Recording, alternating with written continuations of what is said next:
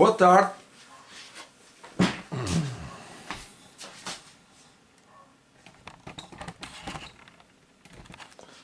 Muito boa tarde. Bem-vindos ao canal O Clamor. O grande clamor. Já estamos aqui com uma notícia ucraniana da Ucrânia, que Johnson diz que é vital que Putin fracasse na invasão. Isto por acaso não tem nada a ver com as profecias de Daniel 11? Tem muito a ver. Nós vamos estudar Daniel 11. Vamos já entrar no canal, nas minhas pastas. Tem aqui uma série de pastas de imagens que estamos a estudá-las. E vamos então iniciar a nossa viagem gráfica, não é? Nossa viagem gráfica. Vamos ampliar aqui um bocadinho mais. Vamos a viajar na profecia no tempo, Daniel 11. Vamos socorrer-nos da Bíblia. Nós temos estudado a Bíblia constantemente e abordado vários temas da profecia. E agora, nestes acontecimentos finais da história da Rússia, da Ucrânia, que tem sido demarcado como profecias do fim do mundo, efetivamente estou de acordo, não só o meu, não estou de acordo, como é a profecia de Daniel 11 que fala nisso. Vamos estudar isso. Isso demora um bocadinho a apresentar para compreender o que está a acontecer realmente. E eu vou apresentar já a última parte de Daniel 11, a partir do versículo 43, 44 e 45, onde especificamente aí fala realmente dos acontecimentos finais. Vamos então começar com uma simples oração, com uma breve oração, digo, na mentalidade hebraica. As orações são feitas de pé, mas também podemos fazê-las de joelhos. Querido Deus e nosso Pai, estamos nesta tarde, sábado, sendo abençoados com a Tua Palavra e sendo convidados a erguer as nossas vozes em louvor e agradecimento a Ti, contando a história ou profecias que nós podemos abrir da Bíblia, descerrar completamente. Elas estão mesmo no fim. Podemos estar dizendo que estamos no fim do resto da profecia de Daniel 11. Vamos tentar compreender e explicar ao mesmo tempo, em nome do Senhor Jesus Cristo, nosso Salvador, e amém. Bem-vindos, queridos irmãos. Nós estamos neste sábado, nesta tarde de março. Gosto de dizer sempre as datas para ficar bem marcado neste vídeo, que isto não foi feito há 2 anos atrás. Foi feito a 19/3/2022.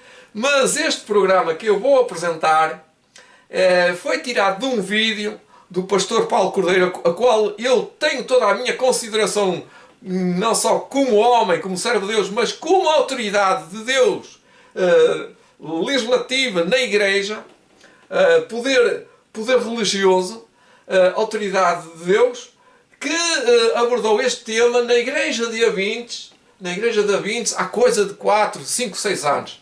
E, portanto, ele não estava nem sequer a vislumbrar que seria a Rússia ou a Ucrânia ou os países que nós estamos envolvidos em guerra. Nós, a Europa, nós estamos envolvidos porque isto está a afetar completamente a Europa. Os preços do crudo subiram. Um barril de crudo custava, por exemplo, custava mesmo 80 euros. Foi o máximo dos máximos que nos anos passados. E hoje em dia o barril do crudo custa 125 dólares. Foi uma brutal subida, mas quem fala no crudo, fala nos bens essenciais, como o óleo de girassol, como o milho, como o centeio, como o cereal, como todas as coisas. Mas aqui eu podia já deslocar-me para o assunto em faísca, como eu costumo dizer, está em tensão, não é? Uma tensão política e também religiosa e filosófica.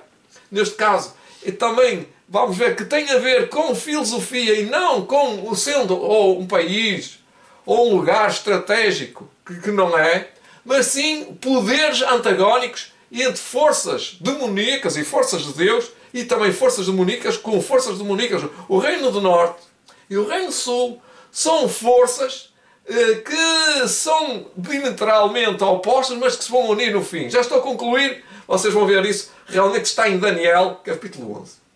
Vamos ver o que é que o pastor Cordeiro nos ensinou aqui há uns anos atrás. Ele disse, e disse muito bem, que além disso, na tradição bíblica, a referência ao norte, assim como a referência ao sul, está carregada de um sentido espiritual preciso. Portanto, não é geográfico. Os profetas viram o mal que era uma ameaça de perigo que surgiria do norte. Era a Babilónia.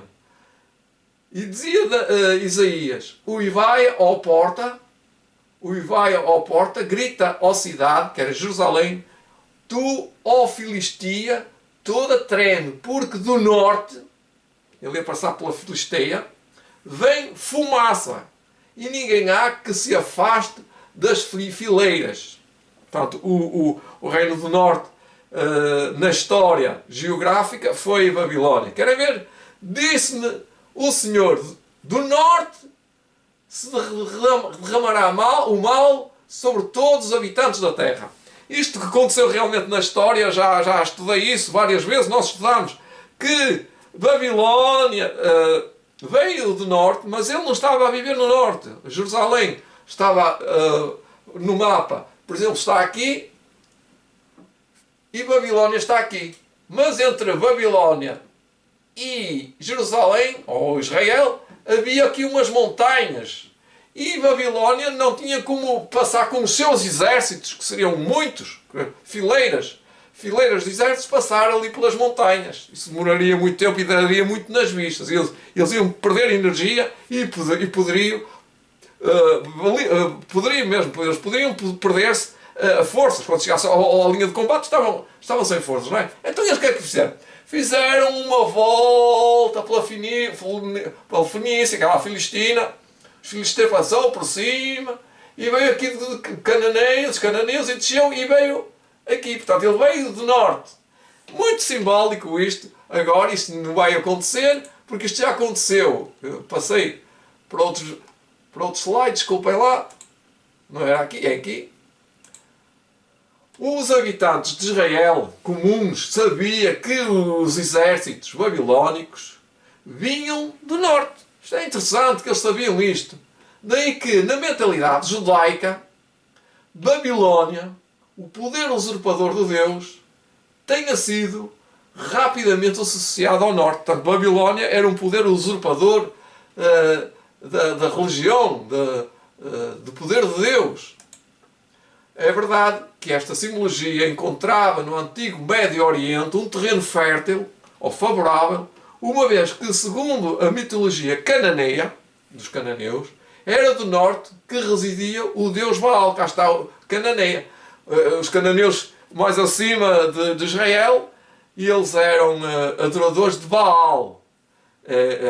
Portanto, Jerusalém estava cercada de, como nós sabemos, as nações vizinhas, eram todas, ou era um paganismo, ou era uma religião falsa. E neste caso, do norte, era uma religião falsa. Eles adoravam o deus Baal. Em que eles não gostavam, não adoravam, mas caíram nessa adoração também, mas que temiam era a destruição desse que vinha do norte, e então eles associavam ao deus Baal. Portanto, a referência ao norte, que ela significa o reino de Babilónia, ou seja, o deus de Baal, estava carregado de um sentido religioso e de pretensão ao divino. Cá está o que eu estava aqui a dizer. Na verdade, a mentalidade do hebreu era essa naquele tempo. O profeta Isaías exprimiu bem esta ideia no seu motejo contra o rei de Babilónia, quando diz assim: tu dizias no teu coração, eu subirei ao céu, acima das estrelas de Deus, que é os anjos, acima dos anjos. Exaltarei o meu trono e no monte da congregação me assentarei nas extremidades do norte. Porque é que ele disse nas extremidades do norte. Porque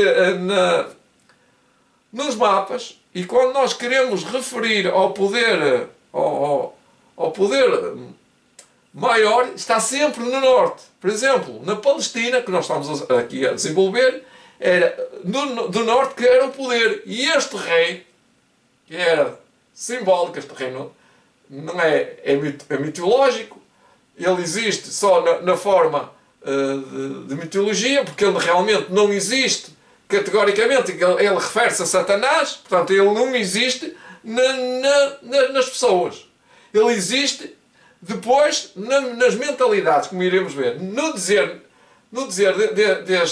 deste ser, que é Lúcifer, ele diz que subirei ao norte, às extremidades do norte, ou seja, tomar o poder de Deus, usurpar. E sabemos que essa foi a pretensão de Lúcifer no céu. Uma vez que ele perdeu a guerra no céu, ele quer ser semelhante ao Altíssimo aqui com poderes terrestres. Ele vai usar esta mitologia, a Bíblia usa esta fonte bíblica, que é referências ao rei do Médio Oriente e também a Lúcifer. Portanto, torna-se uma referência espiritual, ou seja, uma referência de ideias, de conceitos, de ideologias, e não a uma referência que seja ali um poder no norte. Por outro lado, o sul, agora vamos estudar o que é o sul. O sul o que é que simboliza? Na tradição bíblica, um poder é um poder humano sem Deus. É o ateísmo, não é? Nós sabemos que o ateísmo é sem Deus. É o louco disse, não há Deus, não há Deus. Não há Deus, diz o louco. E então a referência ao sul é associada ao país do Egito. Por acaso está lá em Daniel 11:43, que poderei ler consoante está na Bíblia, e diz: apoderar-se-á dos tesouros de ouro, dos tesouros de ouro e de prata e das coisas desejáveis do Egito. Portanto, este poder é o poder do norte, que vai tirar poderes, tirar relíquias, tirar o ouro ao poder do sul, e os líbios e os etíopes o seguiram. Isto é uma profecia que se cumpriu e que se cumpre na íntegra hoje em dia. O Egito.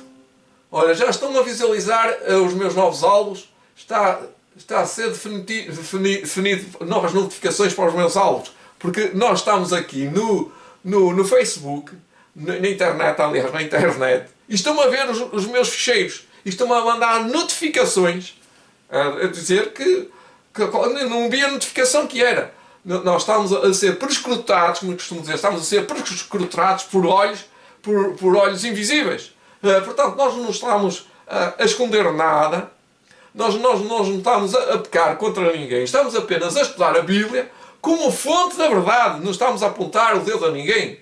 Porque o Egito realmente nem é o causador de nada, nem a Rússia, não é a Rússia que está em causa, nem os países bálticos, nem... Vocês vão ver que é tudo mitologia, tudo filosófico. Algum poder tem que haver, mas não são esses poderes antagónicos a Deus que se vão tornar, que são neles a fonte do mal. Alguém é a fonte do mal, e nós vamos já concluir.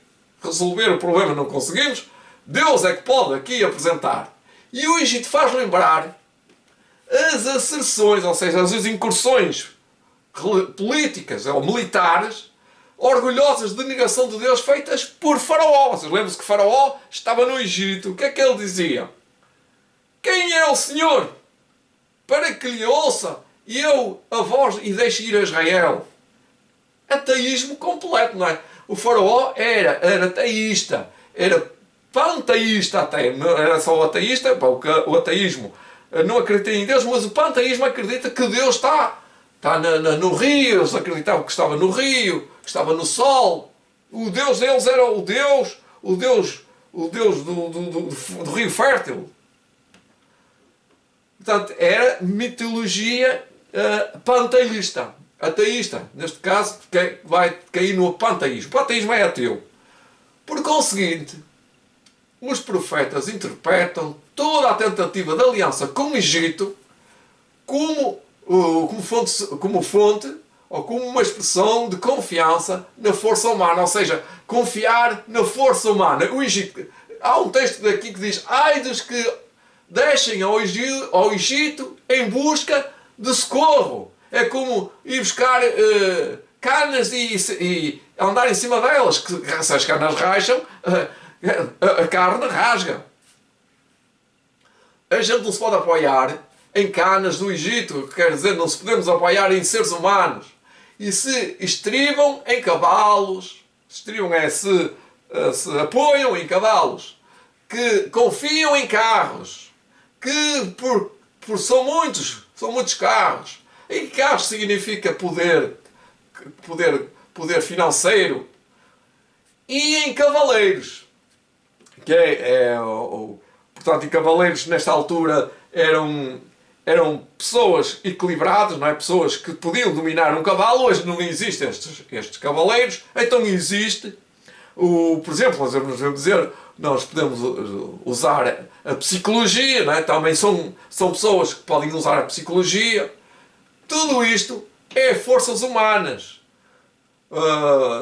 Portanto, depois vamos ver que há coisas que têm a ver com o ateísmo. Sempre o ateísmo vai buscar esta verdade, esta força humana, porque são muito fortes. Realmente a psicologia, por exemplo, é forte. Isto é ateísmo.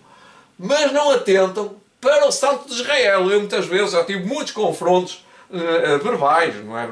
Verbais, a dizer que a psicologia, os psicólogos, estão a trabalhar para o demónio. E nós, adventistas do sétimo dia, nós sabemos que nenhum de nós é psicólogo, mas não podemos ser psicólogos. Nós podemos ser conselheiros, mas não podemos ser psicólogos. O que é psicologia? É dar conceitos humanos, é um conceito profissional, entre aspas, para um ser humano que pode estar errado e completamente desviado da vontade de Deus. Por isso, muitos recorrem a psicologia e a outras fontes, para não dizer espiritismo, que vão dar, ao fim e ao cabo, ao barril de pólvora que é Satanás. Pois, aqui diz, pois os egípcios são homens e não deuses, mas as pessoas consideram esses homens doutores, psicólogos, são doutores, médicos da mente, que atrapalham a obra de Deus, a obra do Espírito Santo. Portanto, que se colocam na vez do Espírito Santo. Isso é consultar os espíritos, é consultar o próprio demónio entre pessoas. Estas pessoas estudaram, realmente estudaram, sabem muito, mas desviam as pessoas de Deus. Isso é que é o problema. Isso é o problema da psicologia. Os seus cavalos, são carne e não espírito. Portanto, vai buscar a sua força aonde? A Deus. Referência a Norte-Sul. Concluindo, isto não é há muitas conclusões, vamos a continuar, ainda vai demorar um bocadinho, vocês vão ter que ouvir com paciência. Assim como o Norte encerra a ideia de um movimento religioso, portanto, a ideia do Norte é sempre um poder religioso, como a Babilónia, o Baal, que tem pretensão de arrogar-se o direito de ser igual a Deus. O Sul encerra a ideia de um movimento humano que nega a existência de Deus. Portanto, os dois têm poder de levar avante os seus intentos. Um usa o poder religioso e o outro usa o poder político. E que nele apoia próprio. Portanto, eles apoiam-se neles próprios para se firmar em alguma ideia que podem suscitar. E nós vamos ver aqui algumas coisas que eles fizeram. O tema do conflito entre o Norte e o Sul. Nós vamos ver que há várias correntes filosóficas que aparecem neste meio. Pensámos, por outro lado, no poder eclesiástico que se ergueu até ao ponto de querer representar Deus sobre a terra, com toda a sua carga, com tudo que implica de força política e religiosa, que usurpou os poderes dos direitos civis e os poderes religiosos ao poder de Deus. Isto tornou a Igreja Católica Romana o poder do Norte. Isto foi estudado várias vezes em Daniel 7, 8, ele vai-se repetindo constantemente. e chegamos ao fim e vamos ver que agora entra o Reino do Sul. O Reino do Sul é mais um poder que surgiu no meio ou no fim do Norte. E a partir do ano 1978, mais próximo de nós, foi onde surgiu mais o poder do Sul. Vamos ver isso. Pensámos, por outro lado, nos movimentos filosóficos, cá está, e políticos, que quiseram negar a existência de Deus para recorrerem apenas à política e à razão humana. Isto é o Reino do Sul. Então o que é que eles fizeram? Exemplos do poder do Norte ainda.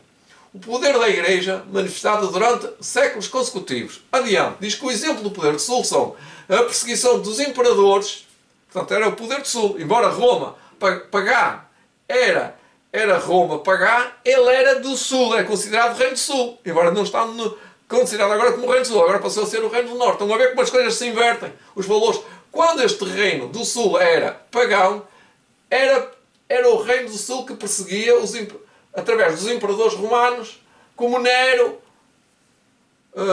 Juliano e outros imperadores. O ataque intelectual neoplatónico, ou seja, a ideia neoplatónica da existência de outros mundos, que nós estamos aqui, mas não estamos, uma ideia platónica. Essas ideias são de ideias de panteísmo, de ateísmo, que veio do Reino do Sul. Ou seja, é uma corrente filosófica. Correntes humanistas, também do Renascimento, muito interessante o Renascimento, não é?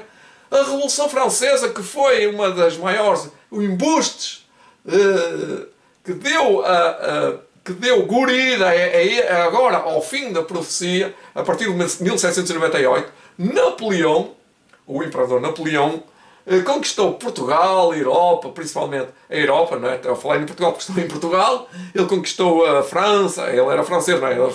Mas conquistou o povo para a sua ideologia, deixaram de ser cristãos e passaram a ser ateus. Sabem que a Revolução Francesa acabou com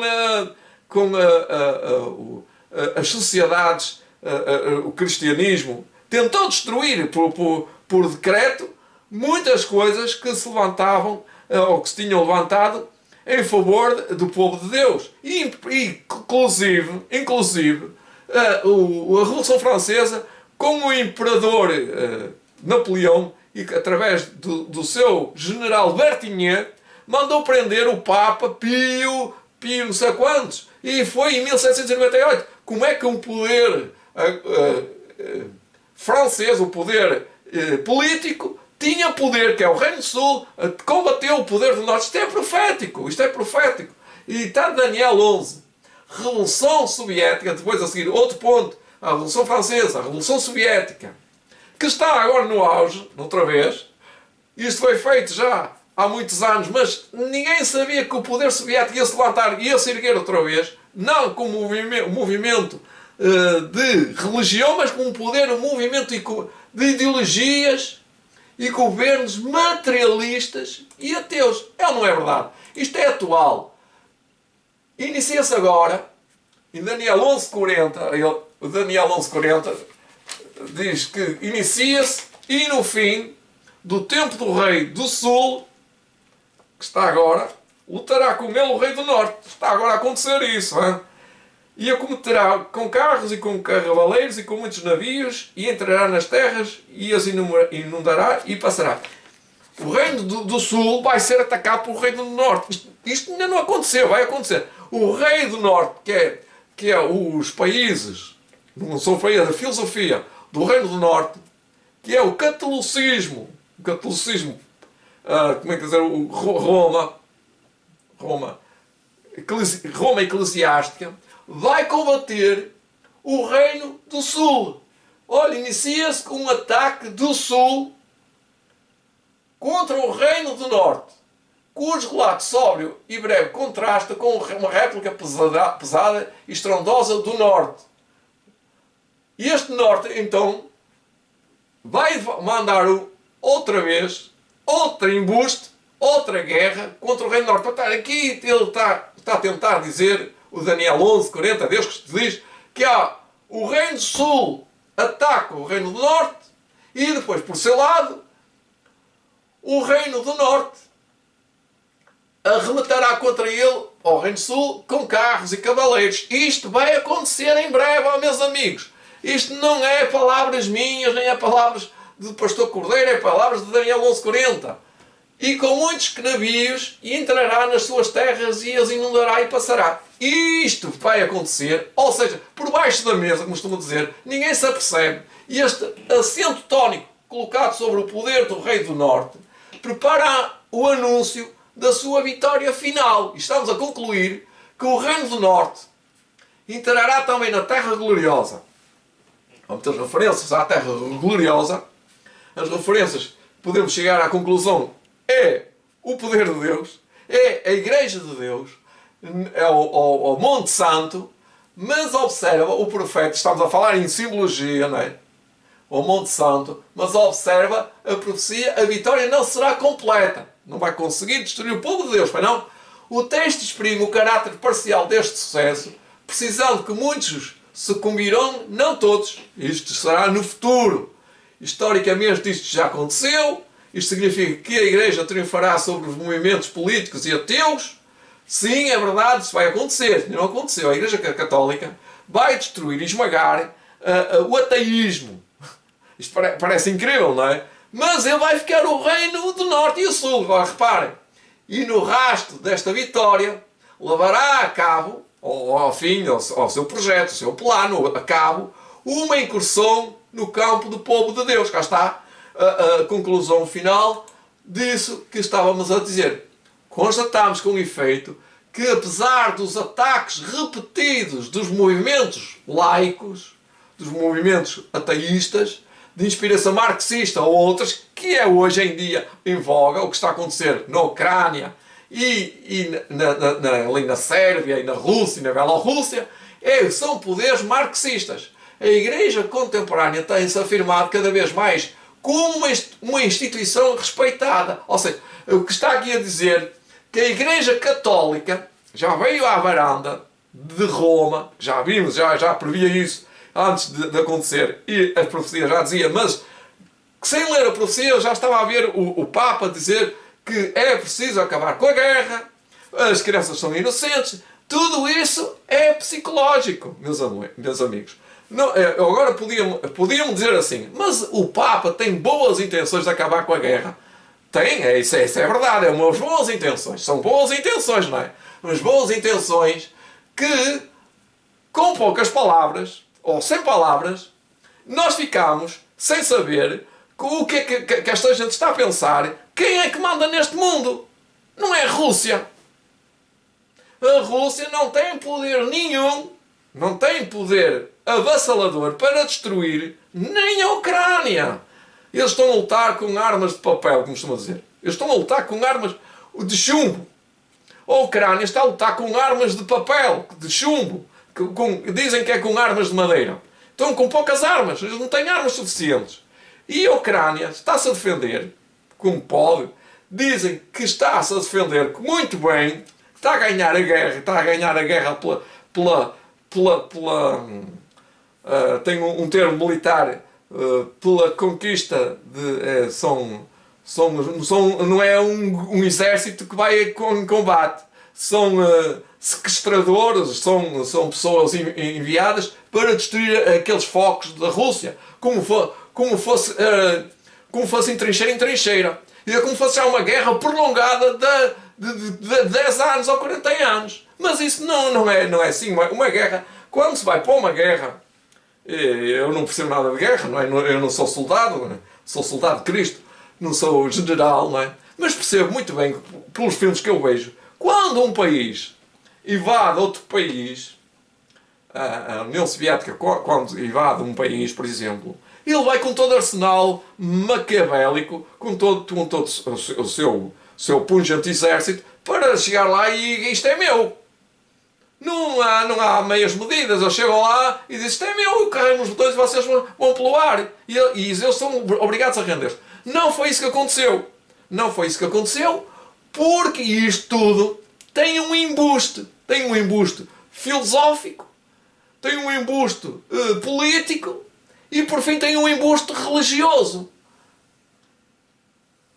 Agora dizer aqui que se crermos na autoridade de Daniel, eu acredito que sim, acredito, então saberemos que esta vitória da Igreja não é total nem definitiva. Já está a falar do que irá acontecer na vitória final do povo de Deus. Na sua linguagem simbólica, ou seja, no tudo que está a acontecer nesta guerra, entre o rei do Egito que é o rei do Sul, que não era no Egito, é o rei do Sul e o rei do Norte, a profecia sugere a resistência do Sul. Diz que Edom e Moab e Amon escapam ao poder do Norte. Mas vejam a seguir, no verso 42. É aqui que se carrega. Uma segunda campanha é lançada, o rei do Norte, cá está, avança até ao extremo sul, o Egito, que é figurado aqui, seguindo da Líbia e da Etiópia. Ou seja, vai conquistar não só o Egito, e a seguir também conquistar a Líbia e a Etiópia. O que é isto? E ele vai conquistar o Reino do Norte, que é a Igreja Romana Católica, não vai fazer uma guerra armada. Não é? É uma arma poderosa, é a palavra dele. Os rumores. É como alguém disse, a maior arma, o maior poder que existe é as palavras, não é? Não é uma arma. A arma, efetivamente, se dá o tiro, acabou, não é? Não fica a história para contar. Não, tem que haver rendição, tem que haver pessoas que vão servir outras pessoas. Aí a guerra não é para destruir um planeta. Eles não querem destruir o planeta, ninguém quer destruir o planeta, nem a Rússia quer destruir o planeta, nem ninguém quer destruir o planeta. Eles querem conquistar. E isso só se pode negociar, que é essa negociação que está a acontecer, e a Rússia vai se render às evidências e vai entregar tudo, e vai entregar de mão beijada a Roma. Roma vai receber louros. O porquê? Porque Roma vai se meter a fazer negociações, a fazer de ponte, não é? A negociar com eles, vai entrar em parceria com eles, vai dizer assim, senhor, vocês podem fazer isto, podem fazer aquilo, mas nós temos autoridade sobre isto e sobre aquilo. Isto é o que acontece realmente numa guerra psicológica, numa guerra, como eles dizem, de negócio, de negociação. De negociação. Pois, estou a falar como sei. São negociações à mesa. Nesse momento, rumores serão ouvidos do Oriente, do Norte. Do Oriente do Norte. Isto é no verso 44. Nós já lemos esse texto que diz que os rumores do Oriente e do Norte, o espantarão. Somos nós, ou seja, o povo de Deus.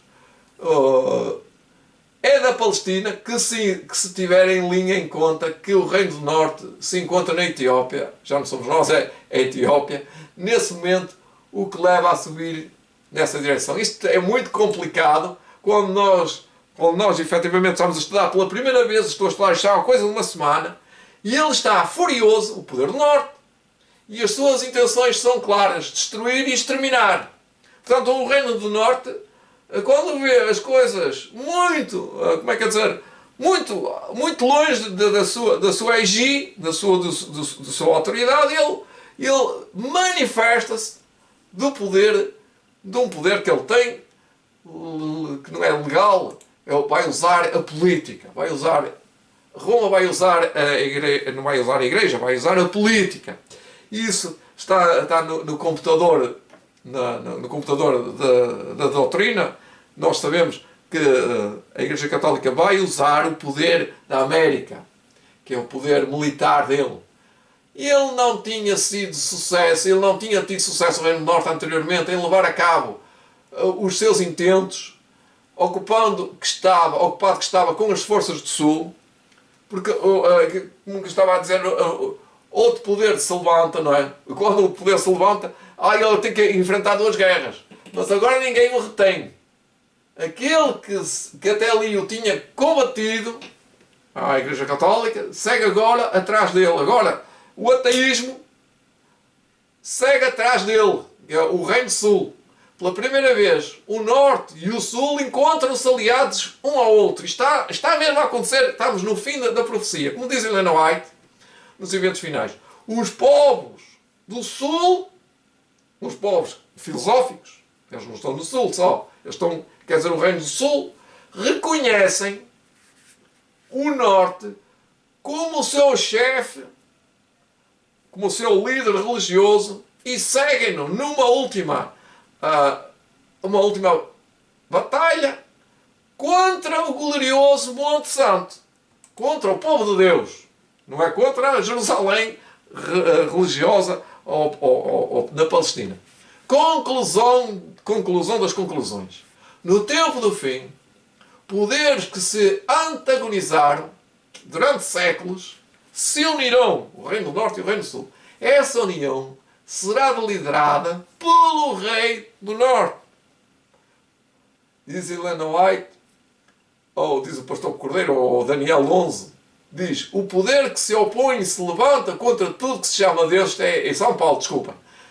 Deus ou é objeto de culto a ponto de se assentar no lugar santo, no lugar santíssimo, no lugar santuário de Deus, parecendo ostentar-se como santo, mas não é.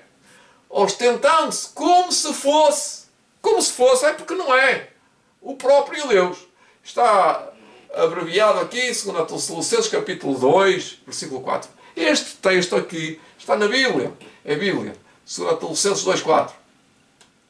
Dessa união de poderes outrora antagónicos resultará numa coligação que intentará fazer guerra guerra com grande furor, que é o tempo da angústia, é a perseguição. Daniel 11:44, que é o último, quase penúltimo, é o penúltimo versículo, com grande furor contra o povo de Deus. Vai fazer decreto de morte. E porquê?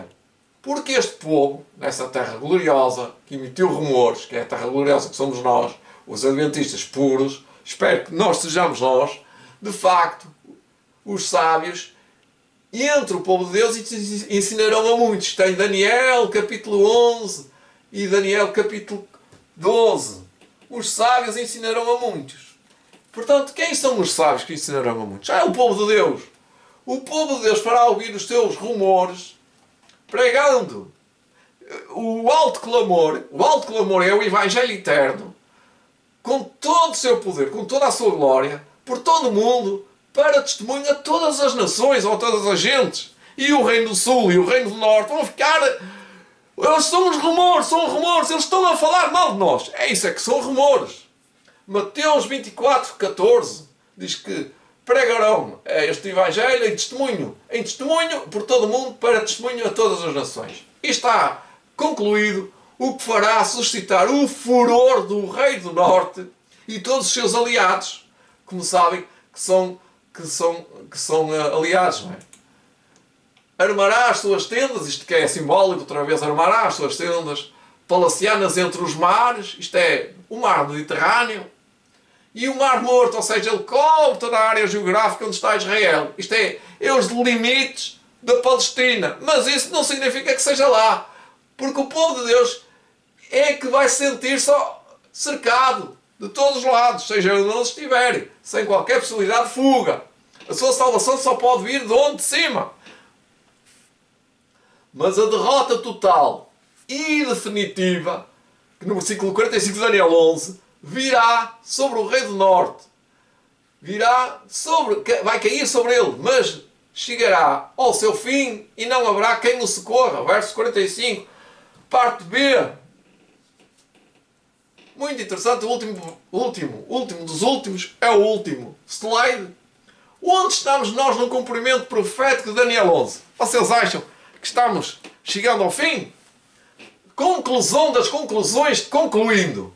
O tempo da angústia. São palavras do Espírito de Profecia. O tempo da angústia que há de vir sobre nós, que está a aumentar até ao fim, está muito próximo. Estamos a chegar aqui e estamos a dizer, não temos tempo a perder. Não há limites, não há fronteiras, estamos no fim. O mundo está agitado com o espírito de guerra. Esta semana já fizemos 2 vídeos. O que é o espírito de guerra? Guerras, rumores de guerras, guerras frias, guerras às armas, guerras psicológicas, tronos, nações, reino contra reino.